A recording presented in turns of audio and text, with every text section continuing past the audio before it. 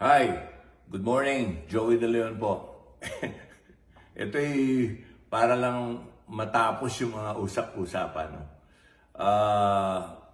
Unang-una, hindi namin kaaway yung Showtime.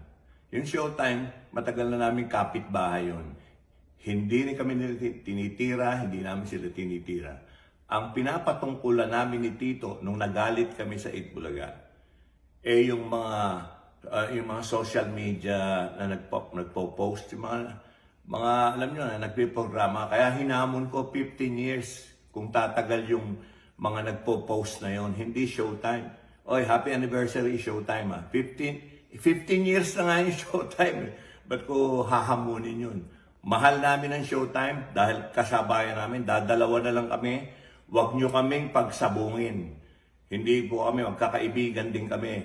Ang pinapatungkulan namin ni Tito, yung mga nagpo-post na nagsasara na kami. Dalawa na lang yung show, isasara pa yung isa. At yung isa, yun well, hindi naman sa pagyayabang, longest running. Top 5 nga sa mundo eh. Kaya thank you. Kasama kayo dun sa honor na yon.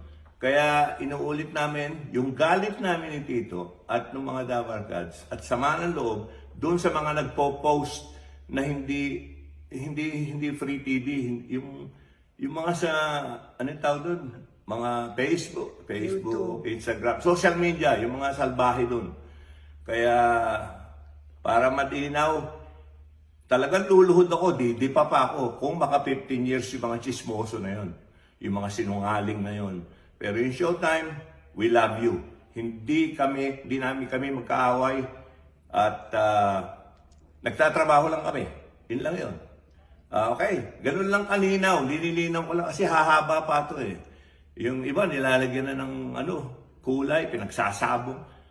Nagtatrabaho lang po kami, dalawa na lang kaming lunch shows.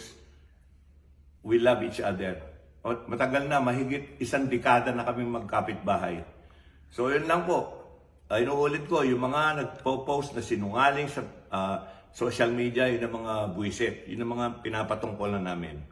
Okay,